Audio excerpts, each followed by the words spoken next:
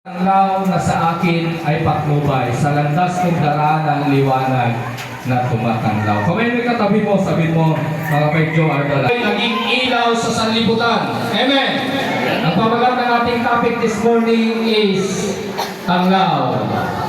Amen po? Sa Tagalog, sila ay ilaw. Ilocano, silaw. Kapsat, sa bulinaw. Ano sa bulinaw ng... di ba? Mga taga-bulinaw. Anong bulinaw ng tanglaw? Liwanag. Apoy. Ano yung lamparo? Ano? Ayun, at good morning po sa ating lahat. To my fellow brethren in Christ from Jesus Church International, Love God above all, isang maligayang araw na pagbati na paglingkod para sa ating pong lahat, mga kapatid. Bago ko umpisahan, mga kapatid, yung ating topic, ito po yung binigay na topic sa amin na galing pa sa Dagupan. Ito rin yung naging tema po ng youth camp, yung tanglaw. Kaya siguro yung mga anak ninyo na nakasama at yung may hindi nakasama, better luck next time. Pero ang totoo, masaya kami.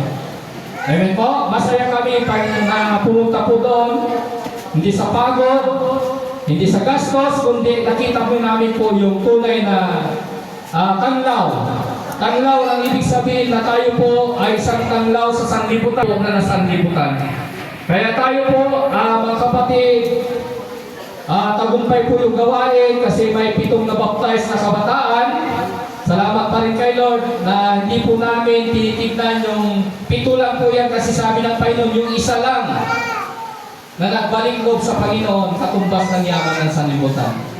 Hindi lang isa kundi 7, mga kapatid. Iba-ibang churches, mga kapatid, pero salamat kay Lord. Yung pa lang, mga kapatid, bawi na yung gastos po pagdating sa paglilingkod. Narinig nyo doon siguro yung apilos namin. Next year, see you in Baguio. Amen po? Baguio na po ito. Talagang wala na pong atrasan. Kaya ngayon, 1 year na po kayo mag-iipon. Kaya pag hindi pa kayo nakasama, iwag ko na lang, mga kapatid. Kaya huwag natin kaligtaan yung mga ganitong events na binigay lalo na sa mga church po. Kaya yung iba, tingnan nyo po yung nangyari po sa panahon natin. Kita nyo sa Facebook.